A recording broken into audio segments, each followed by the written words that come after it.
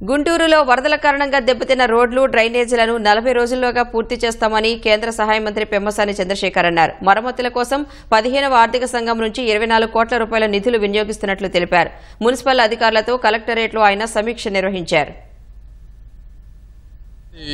Pot holes close చేసుకోవటం, కొత్త రోడ్లు అత్యవసరంగా అవసరమైన చోట రోడ్లు వేయటం, రెండోది శానిటేషన్ మీద ఇంపార్టెంట్ థింగ్స్, అడిషనల్ ఆటోస్ రావటం, జీటీఎస్లు బిల్డ్ చేయటం, 4 జీటీఎస్లు, అవి దాదాపుగా 15 crores అవుతుందన్నారు. కాకపోతే అవి లాంగ్ టర్మ్ దృష్ట్యా ఆ 4 GTS కంపల్సరీగా పెట్టాలి. పెట్టకపోతే ఈ ఆటోస్ వేస్ట్ కలెక్ట్ చేసుకుని సిటీ మొత్తం ట్రావెల్ చేసి ఎక్కడో ఉన్న డంప్ యార్డ్కి వెళ్లలేని పరిస్థితి ఉంది. మనకున్నవి 200 ఈ ఆటోస్ మాత్రమే ఉన్నాయి. ఇవి ఎక్కడికొక్కడికి ఒక చోట గార్బేజ్ ట్రాన్స్ఫర్ స్టేషన్స్కి తీసుకెళ్లాలి.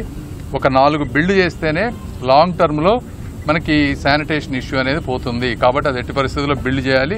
కొత్త రోడ్లు, నైట్ టైం శానిటేషన్లో ట్రాక్టర్స్ అవసరం ఎక్స్ట్రా మనకి, వాటిని అవసరమైతే లీజ్ బేసిస్ మీద తీసుకొనైనా ఇమ్మీడియట్గా వర్క్ చేసి వితిన్ 30 to 45 డేస్లో గుంటూరు పట్టణంలో బోత్ శానిటేషన్ మీద కానీ రోడ్స్ మీద కానీ క్లియర్గా డిఫరెన్స్ కావాలి అని మేమందరం ఈరోజు కమిషనర్ గారితో కూర్చొని మాట్లాడాం.